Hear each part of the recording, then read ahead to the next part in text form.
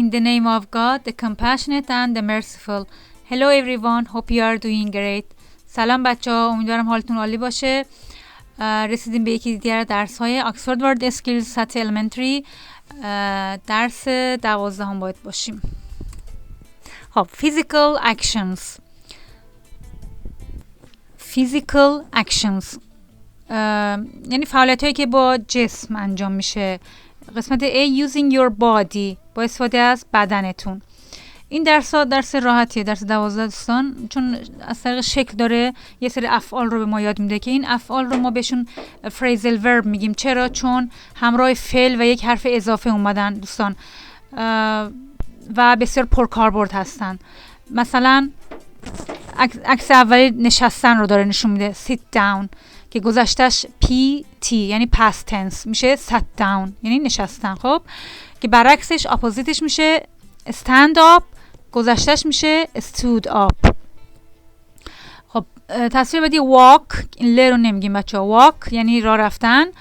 دویدن میشه run که گذشتش میشه run.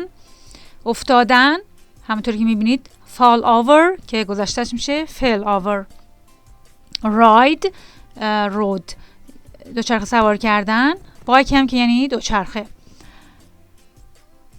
بالا رفتن از درخت یا از بالا رفتن کلا میشه climb دوستان climb بی رو تلفظ نمی کنیم. با هم ببینیم climb اوکی. میشه to move up, down or across something using your feet and hands, especially when this is difficult to do. میگه جابجا بشی، به طرف بالا حرکت کنی، بالا، پایین یا across، در امتداد چیزی با استفاده از پاها یا دست هاتون، مخصوصا وقتی که اون سخته انجام دادنش. مثلا Harry climbed the stairs یعنی هری از پله ها بالا رفت. بعدی jump یعنی پریدن، مشخصه. lie down که گذشتهش میشه lay down یعنی دراز کشیدن. dance رقصیدن. get on سوار شدن، گذشتهش got on.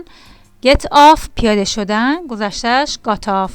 که اینا رو ما توی این جملات بهتر یاد میگیریم. مثلا شما اگه انجام بدین این تمرینات رو قشنگ میتونین مثلا اینجا sit down یعنی نشستن. خب گفت من نشستم، خب گذشتهش میشه چی؟ I sat down من نشستم.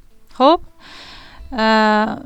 یا فعلای دیگر هم اگه شما به کار ببرین اینجا when you go to bed you do this یعنی چی؟ یعنی دراز میکشی. lie down اوکی.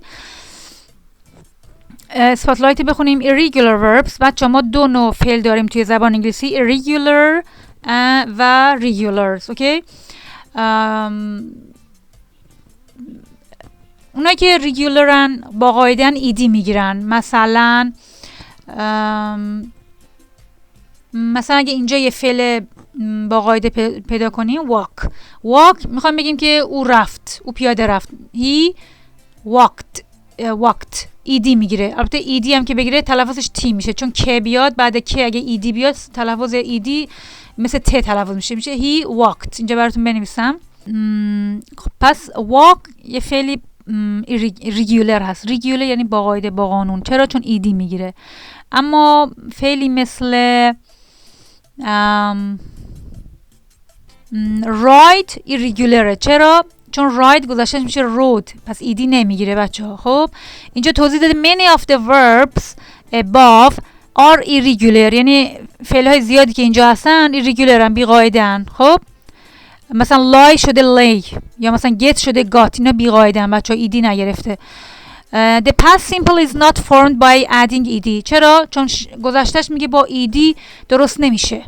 اینا رو بچه ها باید حفظ کرد. خب there is a list of the past simple and past participle forms of all the irregular verbs in the book on page 198. See also unit 39. میگه صفحه 198 کتابتون اگه باز بکنین افعال بی قاعده اونجا اومده بچه. اونا رو جز حفظ کردن کار دیگه ای نداریم. مثلا نمیتونیم مثلا go یعنی رفتن. خب میخوایم بگیم اون رفت میشه مثلا she went، میگیم went دیگه نمیگیم go، ایدی نمیگیره، نمیشه اصلا. خب باید حفظ کرد. بعد میگه همچنین میتونید صفحه درس 39 رو هم نگاه کنین. خب بریم قسمت بعدی. قسمت B using your hands. خب قسمت A using your body بود، اینجا using your hands هست، استفاده از دستاتون. همونطور که مشخصه بچه‌ها این فعل هست push. با هم تلفظش نگاه کنیم. push. ببینید تلفظش رو دوستان. ما اولین چیزی که من همیشه یه لغتی رو میخوام بخونم اولش اینه که برم تلفظش رو چک بکنم. push. خب to make someone or something move by pressing them with your hands. خب push بچه اینجا مشخصه دیگه، یعنی هول دادن. اینم که pull تلفظش مثل همینه، pull یعنی کشیدن. اینم carry. دوستان تلفظ اینو ببینیم. carry ببینم یه لحظه من. اینم که pull. خب carry یعنی چی؟ یعنی حمل کردن دیگه، درسته؟ جابجا کردن. To hold something in your hand or arms or support it as you take it somewhere. میگه نگه داری یه چیز رو تو دستت یا بازوهات یا حمایت کنی، بگیری اونو طوری که تو اونو داری به جایی میبری دیگه، میشه carry. بعدی چی میشه؟ hold held یعنی نگه داشتن دیگه مشخصه. pick something up بچه این phrasal verb هم خیلی مهمه. pick up یعنی برداشتن. خب برعکسش یعنی اپوزیتش میشه put something down گذاشتن که گذاشته put هم همون پوته. بعدی break هست. break تلفظش نگاه کنیم بچه بریم بالا. خب break یعنی جدا کردن، درسته؟ از عکس مشخصه. If you break something, you make it separate into two or more pieces, for example by hitting it, dropping it or bending it. میگه اگه شما یه چیز رو break کنی یعنی شما اونو جدا کردی از هم به دو یا چند قسمت، مثلا اونو با گرم کردنش، داغ کردنش یا انداختنش یا خم کردنش. اوکی؟ خب دوستان همونطور که میبینین break گذشتهش میشه broke و past participleش میشه broken. پس جزو افعال بیقاعده یا irregular هست. break broken. بعدی give که گذشتهش میشه gave یعنی دادن. close or shut به معنی بستن هست دوستان که open هم که میشه اپوزیتش. یه phrasal verb معروف ما داریم. بچه قبلش یه یه phrasal verb معروف به اسم break up داریم که اگه مثلا یه نفر تو روابط دوستانه هم از این نفر جدا بشه هم ما از این کلمه استفاده میکنیم break up. کلا به معنی جدا کردن به قطعات کوچک هستش، اما تو روابط بین انسان ها هم به معنی جدایی هستش، جدایی break up. خب بچه شات گفتم اگه یه آپ بهش اضافه کنیم میشه phrasal verb که معروف هستش و impolite یعنی یه خورده بیادبانه است. توی spoken not polite محترمانه نیست. used to tell someone or to stop talking یعنی به یه نفر بگی خفه شو حرف نزن میگی shut up. خب بعدی drop یعنی انداختن.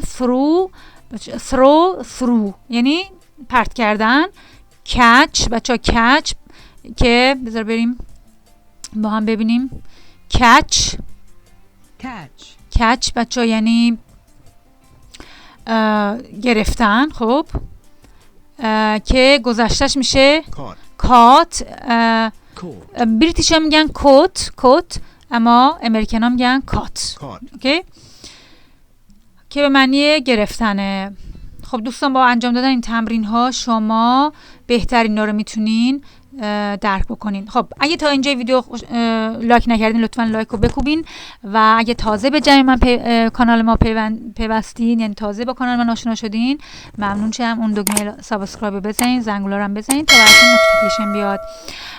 با تشکر از همه شما تا ویدیو بعدی، خدایا رو نگهدارتون.